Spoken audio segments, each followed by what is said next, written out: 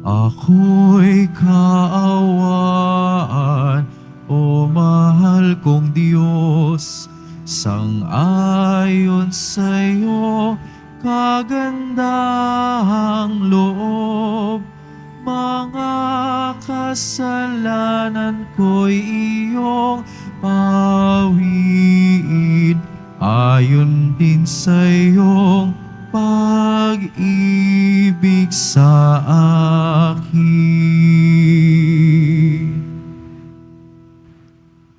Simulan po natin ang ating pagdiriwang sa ngalan ng Ama at ng Anak at ng Espiritu Santo.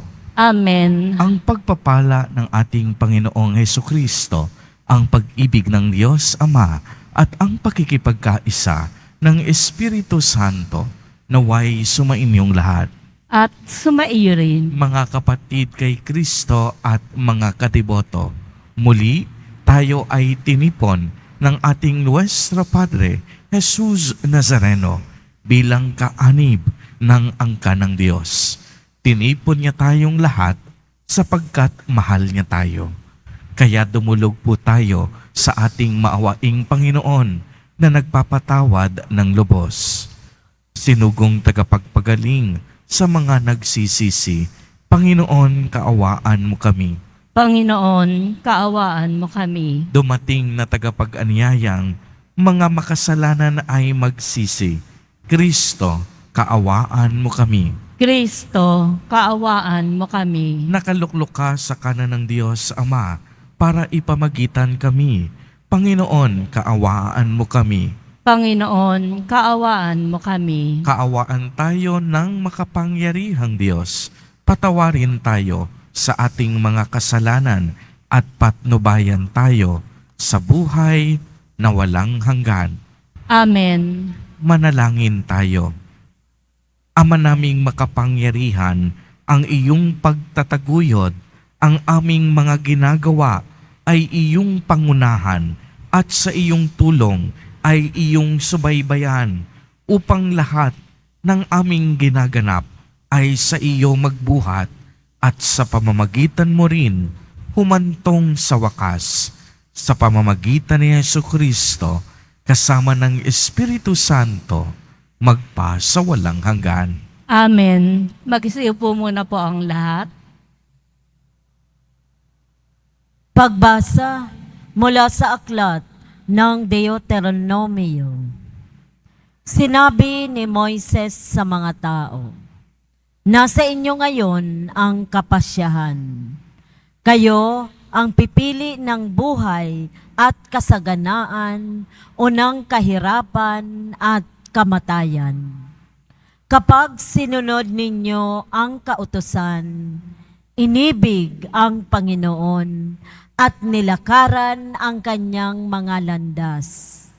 Pagpapalain niya kayo ng lupaing ibibigay niya sa inyo. Mabubuhay kayo ng matagal at kanyang pararamihin kayo. Ngunit kapag tumalikod kayo sa Kanya at maglingkod sa ibang Diyos, ngayon pa'y sinasabi ko na sa inyo, malilipol kayo.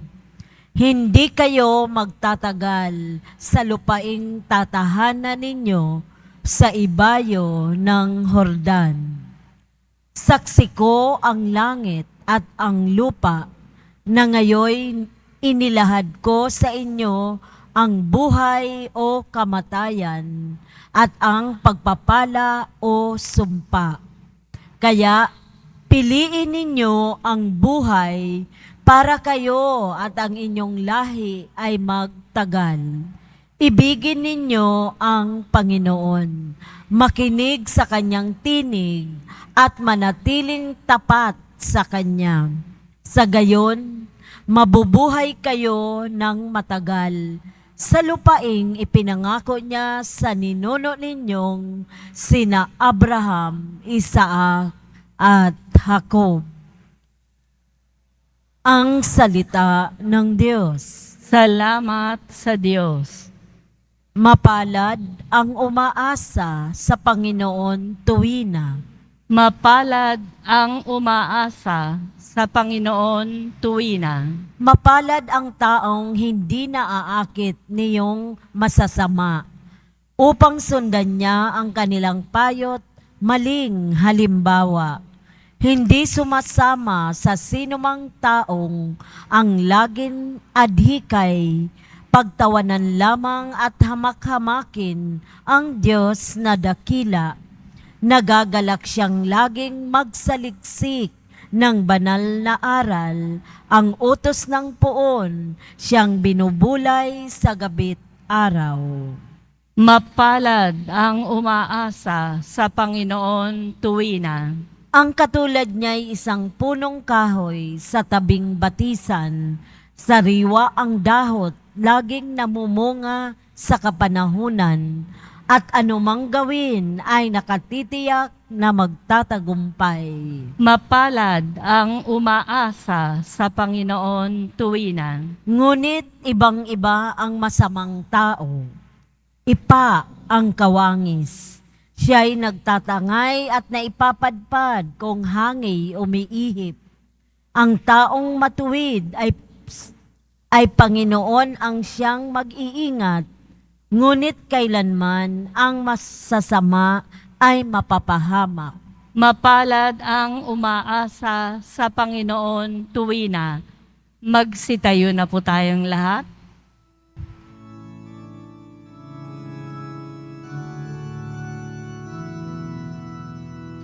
Nagpupuri kami sa'yo, Panginoong Jesucristo. Nagpupuri kami sa'yo, Panginoong Jesucristo. Sinabi ng poong mahal, kasalanan ay talikdan, pagsuway ay pagsisihan.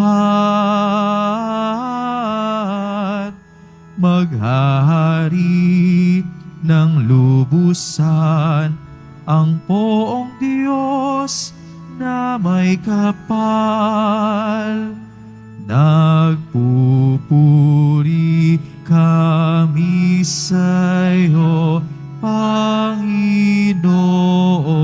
Jesucristo.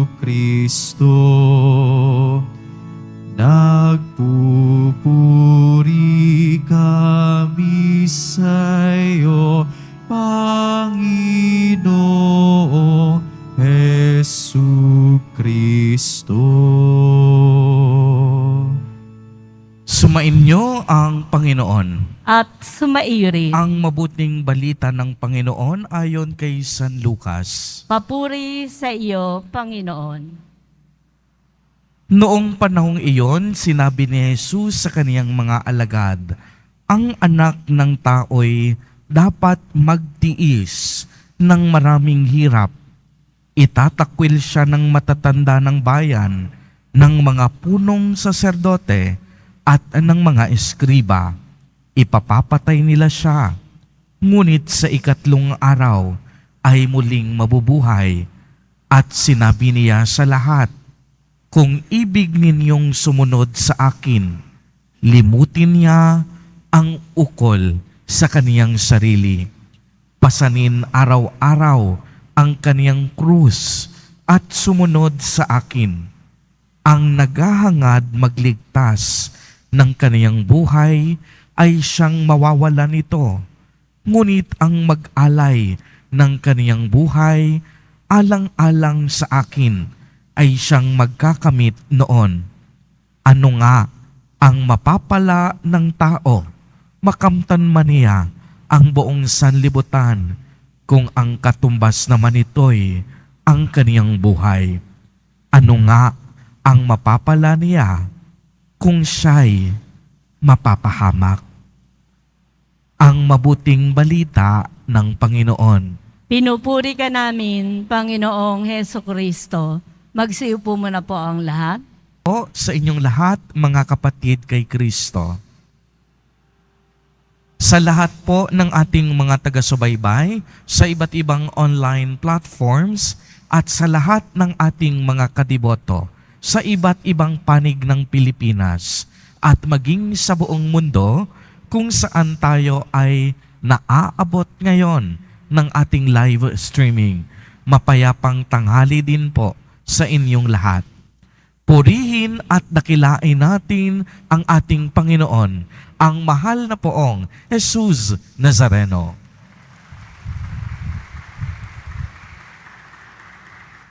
Mga kapatid kay Kristo at mga kadiboto, malugod po namin kayong tinatanggap sa Basilica Minor at Pambansang Dambana ni Jesus Nazareno.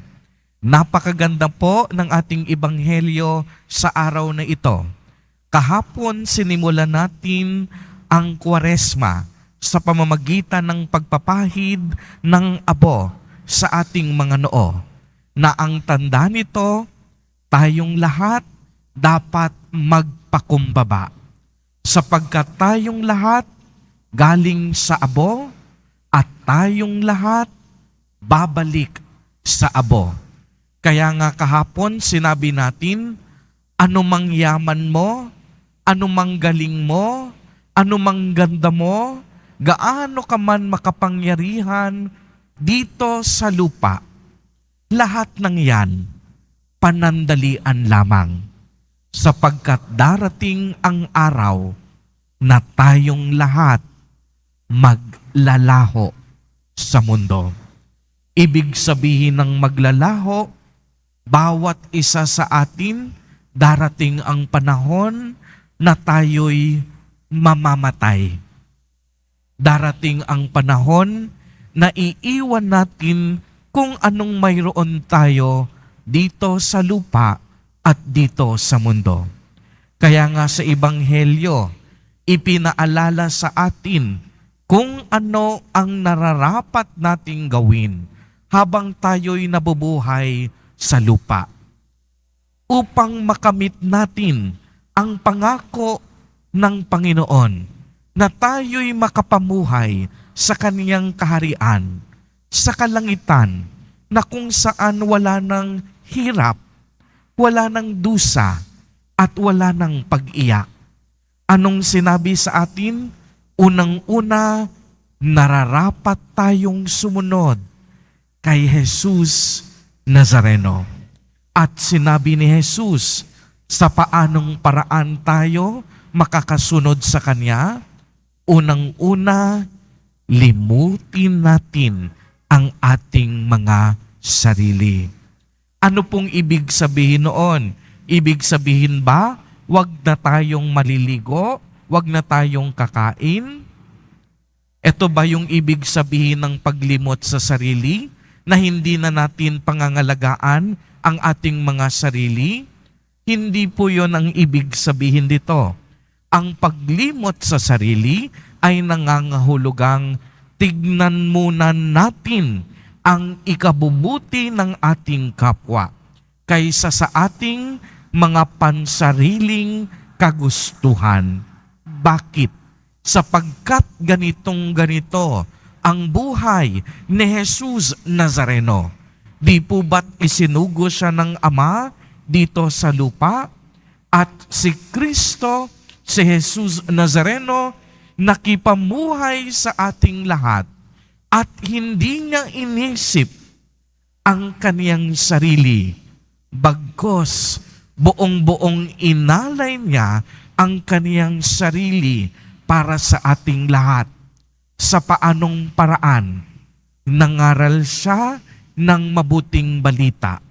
Nagpagaling ng mga may sakit. Nakipag-usap sa tao. Binisita ang mga tao at ipinamalita ang mabuting balita ng kaligtasan. Walang sinayang na sandali si Jesus Nazareno dahil ang bawat panahon niya ibinigay niya para sa Diyos. Kaya nga magandang katanungan sa atin sa araw na ito.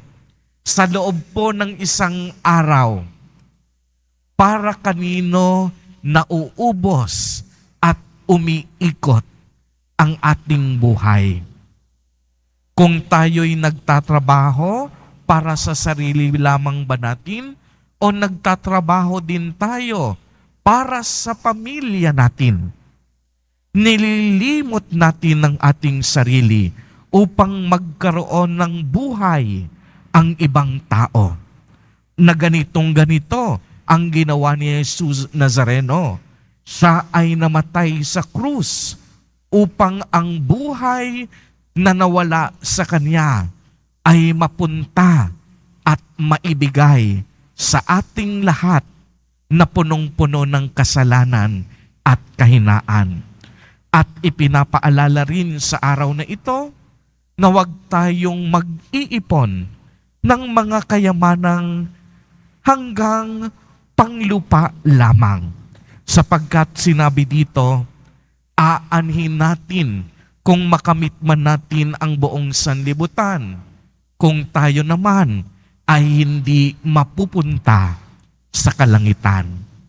Sayang lamang ang ating mga pagpapakahirap sa lupa kung hindi tayo nag-iimbak ng espiritual na kayamanan. Ano ang mga espiritual na kayamanan?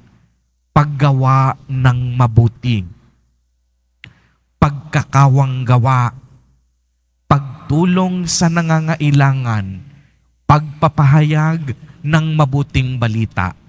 At ito po, yung tatlong ito, yung tinatawag nating pundasyon ng Kwaresma. Di po ba tatlo ang mahalagang bagay ang ipinapaalala sa atin ngayong Kwaresma na mas paglalimin natin? Unang-una, ang ating buhay panalangin, ang ating pakikipagrelasyon sa Diyos. Ikalawa, ang pag-aayuno o pagsakripisyo. Ang pag-aayuno, kung sakaling hindi tayo kumakain, yung mga natira nating pagkain, dapat hindi yan pang sarili natin. Ibabahagi natin sa ating kapwa. At ikatlo, pagkakawang gawa. Ito yung charity, pagmamahal. Tatlong pundasyon, prayer, fasting, and almsgiving. Sa mga ganitong paraan, tayo ay nagiging kalugod-lugod sa ating Panginoon. Nililimot natin ang ating mga sarili sapagkat tayong lahat marunong magmahal. At ito ang magandang paalala sa atin ngayong sinisimulan na natin ang panahon ng Kwaresma. Ito ang panahon ng pagninilay.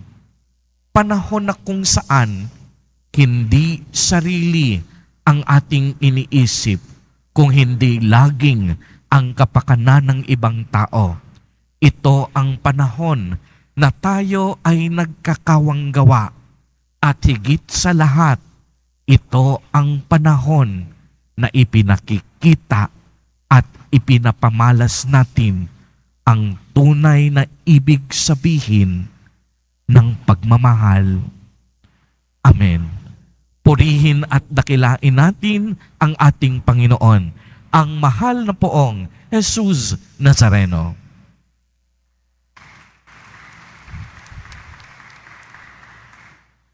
Magsitayo na po ang lahat. Minamahal kong mga kapatid, tinatawag tayo ng Panginoong Hesus upang sumunod sa Kanya, magpasa ng krus tulad niya at hiwabilin sa Kanya ang lahat ng nagdurusa. Sa bawat panalangin ang atin pong itutugon, Jesus, loobin mong ang iyong krus, ang aming maging kaligtasan. Jesus, loobin mong ang iyong krus, ang aming maging kaligtasan.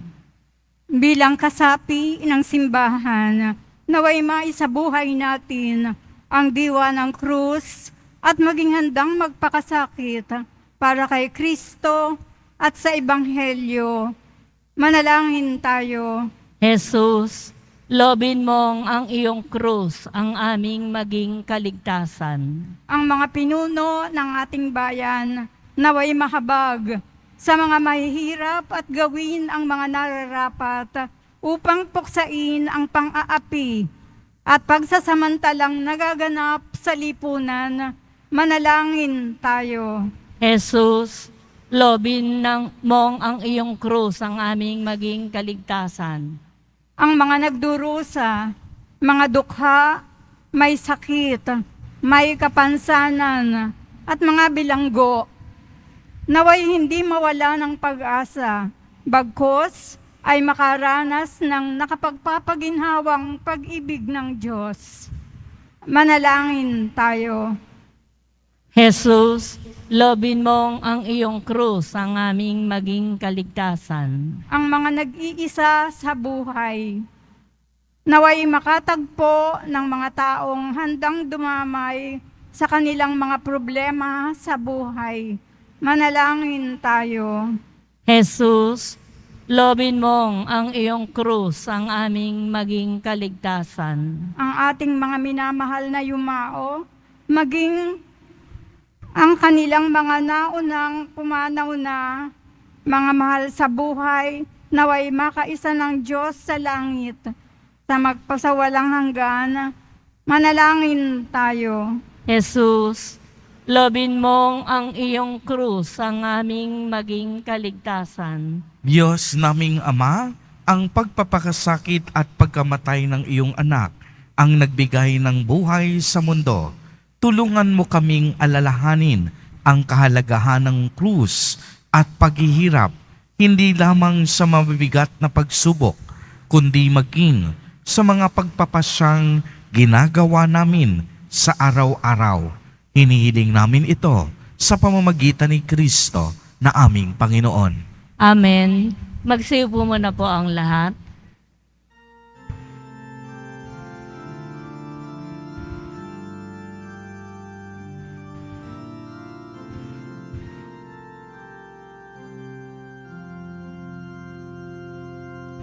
Sa'yo, Ama, aming handog ang tinapay at alak na ito, handog ng iyong bayang sumasamo, humihingi ng patawad mo.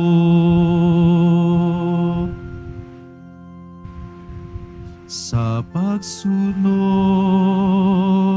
sa utos mo, nalulugod akong labis, di masukat ang galak ko, pagkat aking iniibig. Sa'yo, Ama, aming handog ang tinapay at alak na ito, handog ng iyong bayang sumasamo, humihingi ng patawad mo.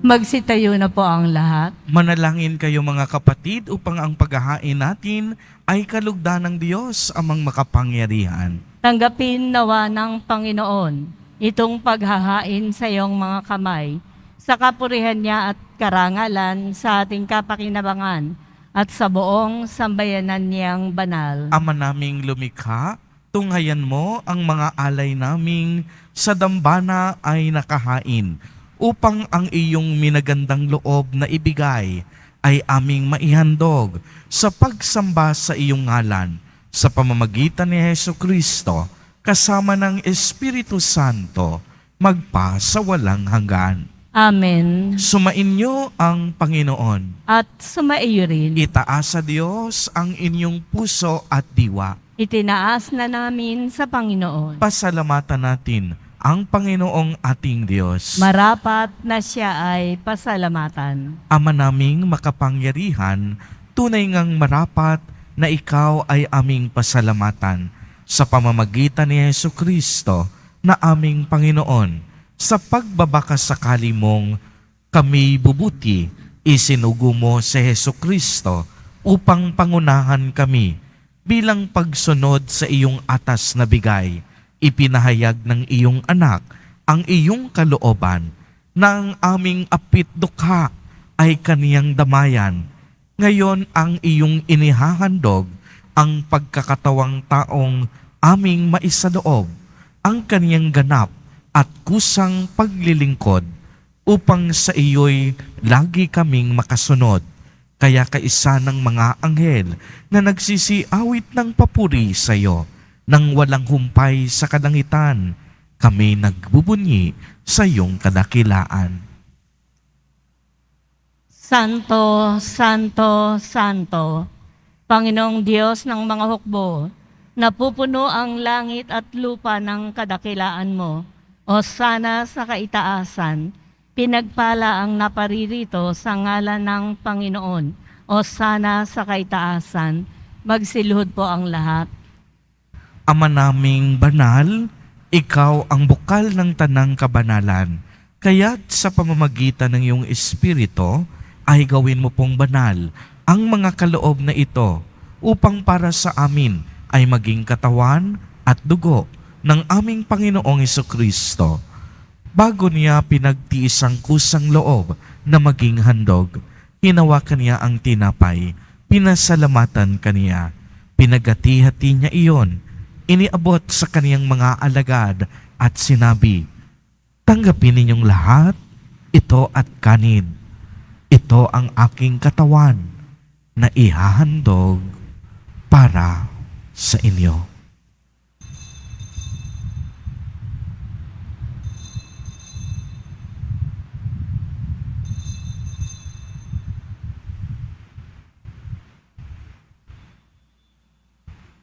Gayon din naman noong matapos ang hapunan, hinawakan niya ang kalis, muli kanyang pinasalamatan. Iniabot niya ang kalis sa kaniyang mga alagad at sinabi, "Tanggapin ninyong lahat ito at inumin.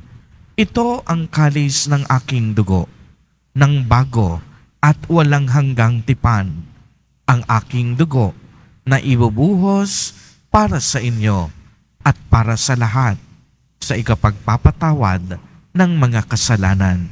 Gawin ninyo ito sa pag-alaala sa akin."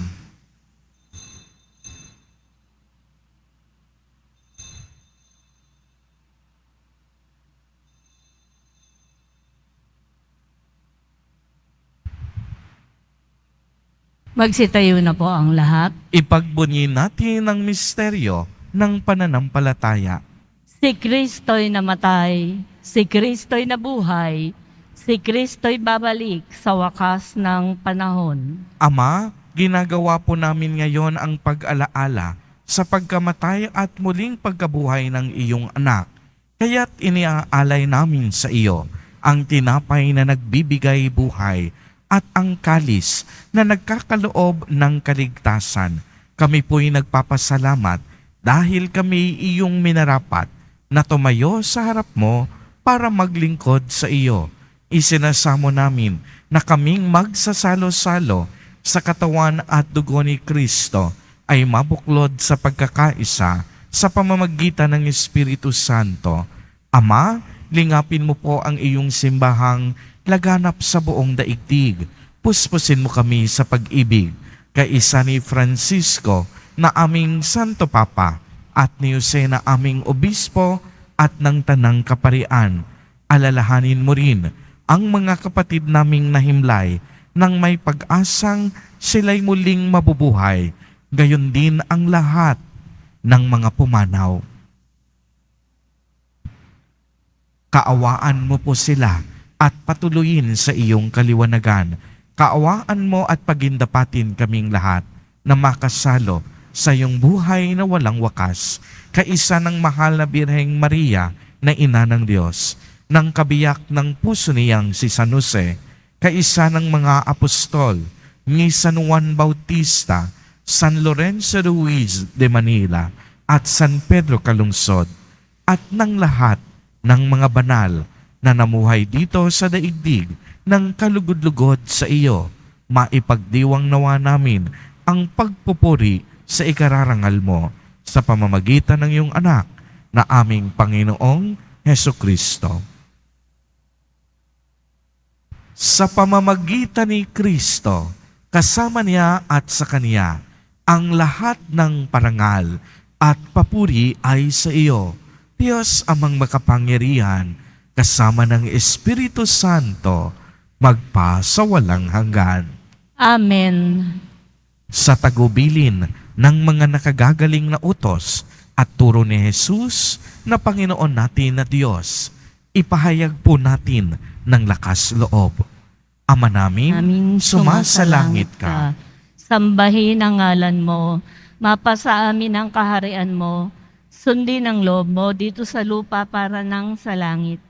Bigyan mo kami ngayon ng aming kakanin sa araw-araw at patawarin mo kami sa aming mga sala para nang pagpapatawad namin sa nagkakasala sa amin. At huwag mo kaming ipahintulot sa tukso at iadya mo kami sa lahat ng masama. Hinihiling namin na kami iadya sa lahat ng masama, pagkalooban ng kapayapaan araw-araw, iligtas sa kasalanan at ilayo sa lahat ng kapahamakan, samantalang aming pinananabikan ang dakilang araw ng pagpapahayag ng tagapagligtas naming si Hesukristo. Sapagkat iyo ang kaharian at ang kapangyarihan at ang kapurihan magpakailanman. Amen. Panginoong Hesukristo, sinabi mo sa iyong mga apostol, kapayapaan ang iniiwan ko sa inyo. Ang aking kapayapaan ang ibinibigay ko sa inyo. Tunghayan mo ang aming pananampalataya at huwag ang napakarami at paulit-ulit naming pagkakasala. Pagkalooban mo po kami ng kapayapaan at pagkakaisa ayon sa iyong kalooban, kasama ng Espiritu Santo, magpa sa walang hanggan. Amen. Ang kapayapaan ng Panginoon ay laging sumainyo. At sumaiyo rin. Magbigayan po tayo ng kapayapaan sa isa't isa.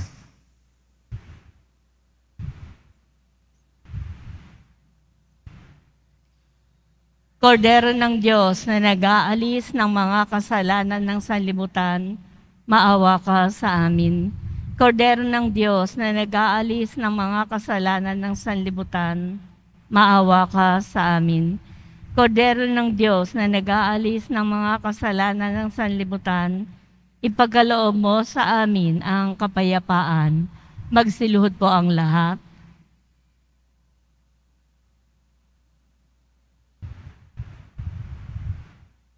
Mga kapatid kay Kristo at mga kadiboto, narito ang ating Nuestro Padre, Jesus Nazareno. Lumapit po tayo sa Kanya at magbalik loob. Siya ang kordero ng Diyos. Siya ang nag-aalis ng mga kasalanan ng sanlibutan. Mapapalad po tayo na inaanyayahan sa Kaniyang piging. Panginoon, hindi ako karapat-dapat na magpatuloy sa iyo. Ngunit sa isang salita mo lamang ay gagaling na ako. Ipagsanggalang nawa ako ng katawan at dugo ni Kristo para sa buhay na walang hanggan. Amen.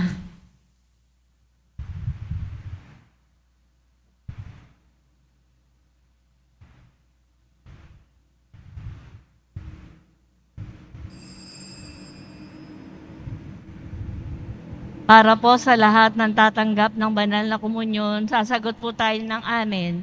Pagkasabi po ng pari o ng lay ministers ng katawan ni Kristo at isubo po agad sa bibig bago umalis sa harapan ng pare o ng lay ministers. Sumunod po tayo at maraming salamat po.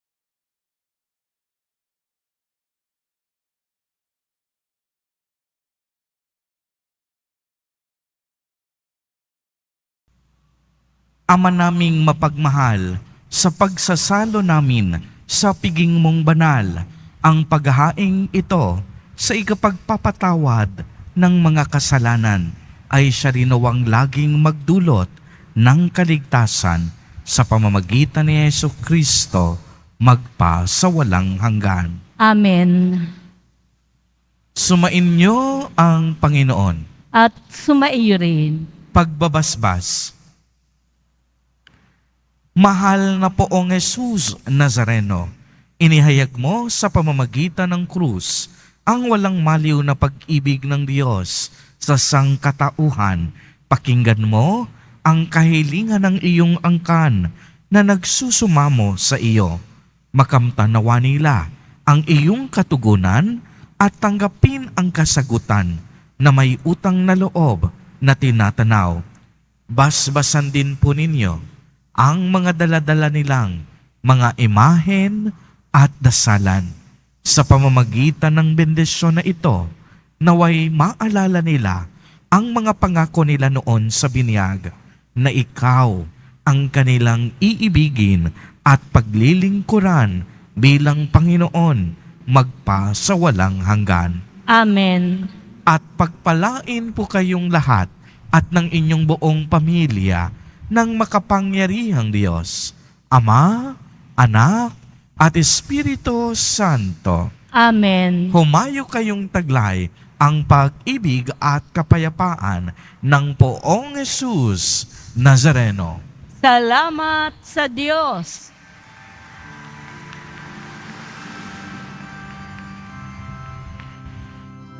Nuestro Padre Jesús Nazareno, sinasamba ka namin,